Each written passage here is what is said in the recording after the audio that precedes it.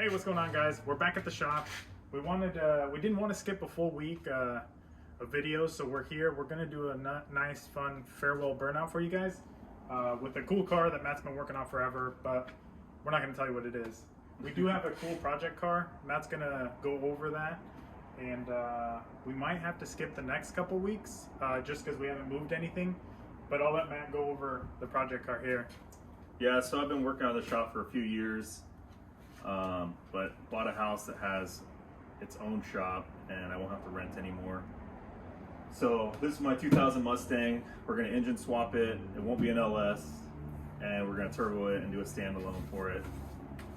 The plan is to just do, I don't know, maybe like 10 pounds of boost, build an angle kit for it so we can take it up to the drift track and screw around.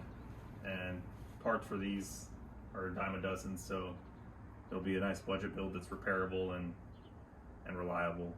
Yeah, and hopefully it's simple enough that you guys can follow along too, kind of like the 2J that we did. We do have probably a couple more JZ cars that'll be coming. We won't tell you what those are yet, but this will be the next build for sure.